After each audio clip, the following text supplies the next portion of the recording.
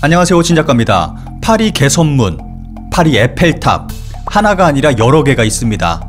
이탈리아 피사의 사탑, 테트리스에 나오는 그 러시아 성, 뉴욕, 로마 콜로세움, 호주 오페라 하우스, 오스트리아 할슈타트. 지금까지 보신 사진들은 모두 중국에서 만들어진 가짜 건축물들입니다. 심지어 베이징의 어느 구는 크렘린궁을 카피해서 구청을 지었습니다. 스핑크스도 1:2 비율로 똑같이 제작했다가 이집트 정부에게 항의를 받기도 했습니다. 그런데 중국에서는 이러한 짝퉁 건축물만 문제가 되는 것은 아닙니다. 중국의 긴 역사가 깃든 엄청난 규모의 만리장성은 세계적으로 그 가치를 인정받아 1987년 유네스코 세계문화유산에 등재됐습니다. 만리장성은 중국인들에게 중국의 자랑, 자존심 같은 건축물입니다. 그런데 중국에서 이런 만리장성도 짝퉁으로 만들어버렸습니다. 2013년부터 6년간의 공사 끝에 완성된 짝퉁 만리장성은 폭 6m, 길이 4.8km에 달하고 투입된 비용은 170억 원이나 됩니다. 한마디로 중국의 자존심, 자랑이라고 할 수 있는 만리장성을 엄청난 돈과 시간을 들여 짝퉁을 만들어낸 것입니다. 2009년 상하이에서 건설 중이던 아파트가 건물 통짜로 뒤로 넘어가는 사고가 있었습니다. 원인은 부실공사였습니다. 철근 대신 나무를 사용하는 등 말도 안 되는 방식으로 건축을 했던 것입니다. 재밌는 건 이 와중에 유리창은 하나도 안 깨져서 여러 곳에서 답사를 오기도 했다고 합니다. 이외에도 중국에서는 건설 중이거나 멀쩡히 사용되던 건물이 무너지는 일들이 열거할 수 없을 정도로 너무도 흔하게 발생하고 있습니다. 모두 두부 공정이 원인입니다. 건물을 너무 부실하게 짓다 보니 두부처럼 건물이 무너지는 일들이 일어나고 있는 것입니다. 그런데 중국 건축물의 문제는 짝퉁, 부실공사만이 문제가 아닙니다. 2019년 중국 헤이룽장성 자무스시에 사는 장홍지아는 고층 아파트 앞에 주차해둔 자신의 차 앞 유리가 산산조각 나는 피해를 받습니다.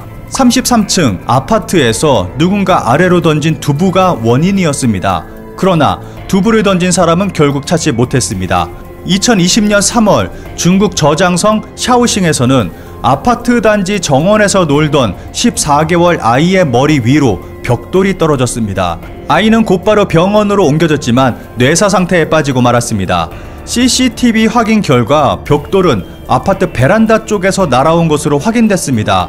최근 중국에서 새롭게 사회 문제화 되고 있는 일들입니다. 중국의 고층 빌딩은 멋지고 곱게 뻗어 올라가 있습니다. 그런데 건물 아래를 들여다보면 말도 안 나오는 모습이 펼쳐집니다. 각종 쓰레기가 건물을 둘러싸고 수북히 쌓여 있습니다. 쓰레기의 종류도 다양하고 그 양도 엄청납니다. 이렇게 건물 주변에 쓰레기가 쌓여 있는 이유는 건물 창문을 통해서 쓰레기를 무단 투척하고 있기 때문입니다. 높은 건물에서 던져진 쓰레기로 인해 재산 피해는 물론이고 인명 피해까지 속출하고 있습니다. 쓰레기를 무단 투척하는 이유는 단순했습니다. 단지 1층 쓰레기장까지 내려가기 귀찮다는 것입니다. 또는 기분이 좋지 않아 던진다는 사람도 있습니다. 피해자가 늘어나면서 느슨한 처벌 기준을 손봐야 한다는 목소리도 커지고 있습니다. 일부 시민들은 자구책 마련에 나섰습니다. 선전시에 있는 한 고층 건물 관리자는 8,100만 원을 들여 건물 주변에 CCTV 40대를 설치했습니다. 그는 내 건물에서 낙하물 사고가 일어나면 골치 아파진다며 보험에 가입한다는 심정으로 투자했다고 말했습니다. 세대주들도 나름의 조치를 하고 있습니다. 위에서 떨어지는 물건을 막기 위해 각 층 베란다마다 지붕을 설치하는 집도 늘고 있습니다. 최근에는 중국 당국도 움직이기 시작했습니다. 앞으로 고공 낙하물에 의한 상해 사고가 발생하면 물건을 던진 사람은 물론 안전 의무를 다하지 않은 건물주 등도 책임을 져야 한다는 내용을 담은 중국의 민법전은 2021년 1월 1일부터 시행됐습니다. 최근에 화제가 되고 있는 중국의 황당한 건축물도 있습니다. 보시는 건물은 시드니 센트럴파크몰입니다. 주상복합 건물로 117m, 33층 높이에 563세대가 살고 있습니다. 그리고 건물에는 녹색 식물들이 무성히 자라고 있습니다. 최근에는 전 세계적으로 이러한 수직 정원이 트렌드입니다. 이 밖에도 프랑스, 이탈리아, 스리랑카 등에서 이 같은 수직 정원 건물을 볼 수 있습니다. 이러한 수직 정원은 아파트의 창문이 햇빛에 직접 노출되지 않도록 함으로써 에어컨 필요성을 크게 줄여주고 외관이 나무에 덮여 있어 사생활 보호에도 한몫합니다. 그리고 식물들이 이산화탄소와 대기 오염, 소음을 빨아들여 쾌적한 생활 환경을 조성해주고 빗물 활용, 생활하수 재사용 등을 통해 상수도에서 공급받는 물의 양을 45%나 줄일 수 있는 장점도 있습니다. 이러한 이유로 세계 곳곳에서 수직 정원이 만들어지고 있습니다. 그런데 여기서 중국이 빠질 리 없습니다. 2020년 9월 대만 자유신보 등의 외신에서는 중국에서 만들어진 수직 정원의 최후를 보도했습니다. 2018년 중국 수촨성 청두 도심의 수직 정원이 들어섰습니다. 30층 건물 8개 동으로 총 826가구입니다. 수직 정원의 장점과 함께 미세먼지 등도 줄일 수 있을 것이라는 기대하에 건설됐습니다. 친환경을 표방한 아파트는 826채 모두 팔리며 그 인기를 증명했습니다. 그런데 현재 입주해 있는 가구는 10가구에 불과합니다. 두 가지 문제가 있었는데 첫 번째는 식물이 예상을 초과해 너무 과하게 자라났던 것입니다. 통제할 수 없을 정도로 자라난 식물들은 베란다를 모두 덮어버렸고 급기야 실내에까지 뿌리가 파고 들어온 것입니다. 두 번째는 벌레였습니다. 식물이 이렇게 무성하게 자라나면 당연히 벌레들이 꼬이기 마련입니다. 이 중 사람들을 경악해 한 것은 거대 모기의 출현이었습니다. 일반 모기의 10배 크기의 이 왕모기는 사실 각닭이라는 곤충입니다. 그런데 생김새가 모기와 같은 모습을 하고 있어서 혐오의 대상이 되고 있습니다. 끝도 없이 자라나는 식물에 거대 모기까지 급증하는 상황이 발생하자 사람들이 아파트를 떠나기 시작했습니다. 여기서 악순환이 시작됐습니다.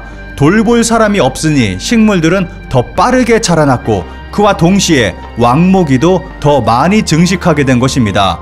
현재는 사람이 살지 않는 유령 정글 아파트가 돼서 세계적으로 주목받고 있습니다.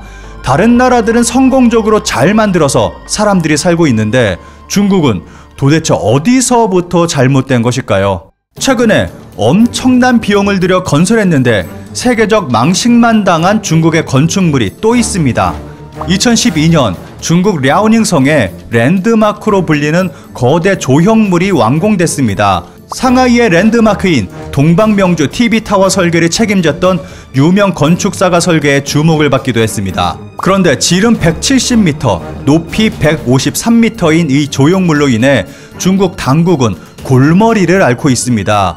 192억이라는 거금을 들여 완공한 이 조형물은 현지 주민들의 미끄럼틀로 전락해버렸습니다. 아이, 어른 가릴 것 없이 이 조형물에서 미끄러지는 영상이 SNS에 확산되고 있습니다. 올라가지 말라는 안내판이 있음에도 사람들은 아랑곳하지 않고 올라가고 있습니다. 중국에서 가장 실패해서 완전히 뒤바뀐 높이 154m 미끄럼틀 SNS에서 화제.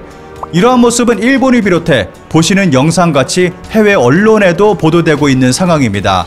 이 영상이 퍼지고 해외 언론에도 공개되자 수많은 사람들이 경악하고 있습니다. 결과적으로 지역 주민들을 위해 192억짜리 미끄럼틀을 만든 셈이 된 것입니다. 중국은 어떤 의미로든 간에 만들어지는 많은 건축물들이 세계적 주목을 받고 있습니다. 그런데 모두 좋지 않은 결과를 보여주고 있습니다. 무엇보다 건물은 안전하고 사람이 살기 편해야 합니다. 그리고 보기에도 좋으면 더 좋을 것입니다. 이런 좋은 건축물만 만들어지길 바랍니다.